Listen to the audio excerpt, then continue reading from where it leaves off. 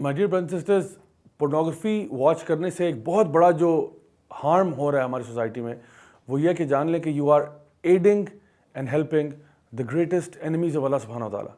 جو اللہ کے سب سے بڑے دشمن ہیں نا، ان کی آپ سپورٹ کر رہے ہیں بائی واچنگ دس کانٹینٹ. آپ کو پتہ ہے یہ کانٹینٹ کون کریٹ کرتا ہے؟ Most of this content is actually coming from the western countries, جس میں 99% کانٹینٹ وہاں سے آ رہا ہے جو اس کو کنٹینیوسلی کریٹ کیے جا رہے ہیں. یہ وہ لوگ ہیں جو اللہ اور اس کے رسول کے دشمن ہیں. دیکھیں، ہم لوگ کبھی سنتے ہیں کہ جی ڈنمارک میں کارٹونز بن گئے نبی کریم صلی اللہ علیہ وسلم کے خلاف، یا فلاں کنٹری میں فلاں مووی بن گئی، یا فلاں نے فلاں آرٹیکل لکھ دیا. کتنا ہمارا خون گرم ہوتا ہے. لیکن یہ وہ لوگ ہیں جو کہ کنٹینیوسلی مسلم ممالک میں اور پوری دنیا میں یہ کانٹینٹ پمپ کیے جا رہے ہیں. اور یہ وہ لوگ ہیں جو جانتے ہیں اس بات کو کہ اگر ہم نے مسلمان قوم کو اپنے راستے سے ہٹانا ہے تو ان کو ان کاموں کے اندر، ان چکروں کے اندر انوالو کر دو. صلاح الدین ایوبی رحمہ اللہ کہا کرتے تھے کہ اگر کسی قوم کو تباہ کرنا ہو بغیر جنگ لڑے تو ان کے نوجوانوں کے اندر یہ زنا اور بدکاری اور فحاشی کو عام کر دو.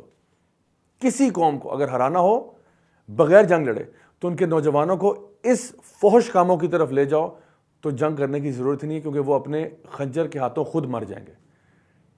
تو اس لیے یہ جان لیں کہ جب بھی آپ کسی پورنوگرافک ویب سائٹ پہ جاتے ہیں، جب بھی آپ کو ایسا مٹیریل دیکھتے ہیں، تو آپ ان لوگوں کو سپورٹ کر رہے ہیں جو اللہ کے سب سے بڑے دشمن ہیں.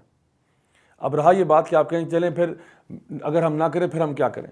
دیکھیے، ایک کیور جو ہے اس مسئلے سے نکلنے کا، وہ ان لوگوں کے لیے جو لوگ افورڈ کر سکتے ہیں، جو لوگ فائنینشلی اپنے آپ کو اسٹیبل رکھ سکتے ہیں، وہ یہ ہے کہ وہ نکاح کے ذریعے اپنے ڈیزائرز کو فلفل کریں.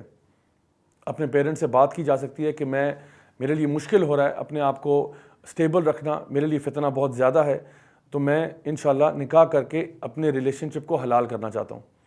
اور اس میں یہ بھی جان لیں کہ آپ کے پیرنٹس جو ہیں وہ بیوقوف نہیں ہیں.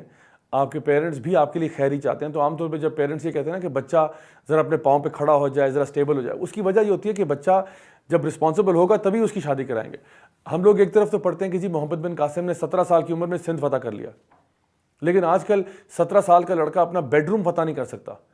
تو آپ کو اپنے آپ کو خود اس رسپانسبل پوزیشن میں لے کے آنا ہوگا جہاں پہ آپ اپنے پیرنٹس کی ہیلپ بھی کر رہے ہیں، ان کے کام بھی کر رہے ہیں. خواتین کی اگر ہم بات کریں تو وہ گھریلو معاملات میں اگر وہ ہاتھ بٹا رہی ہیں، تب جا کے ماں کو ریلائز ہوگا کہ ہاں میری بیٹی جو ہے وہ شادی کے لیے تیار ہے.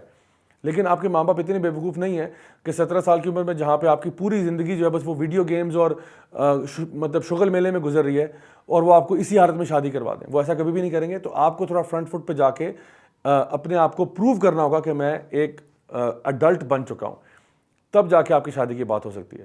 اور جب تک شادی نہ ہو تو نبی کریم صلی اللہ علیہ وسلم نے ہمیں ہدایت یہ دی کہ تب تک آپ روزے رکھنے کی عادت کو عام کریں. نبی کریم صلی اللہ علیہ وسلم کی اپنی عادت یہ تھی کہ آپ منڈے کا اور تھرسڈے کا روزہ رکھتے تھے، اور مہینے کے جو بیچ کے 3 دن ہیں 13، 14، 15 اس کا روزہ رکھتے تھے اسلامک کیلنڈر کے مطابق. تو انشاءاللہ کوشش کریں کہ کیونکہ روزہ رکھنے سے کیا ہوتا ہے، انسان اپنے نفس پر قابو کر لیتا ہے. کیونکہ جو انسان اپنے آپ کو کھانے پینے سے روک سکتا ہے، حالانکہ کھانا پینا تو بالکل حلال ہے، کھانا پینا بالکل حلال ہے، آپ اپنے آپ کو روکتے ہو کیونکہ اللہ دیکھ رہا ہے.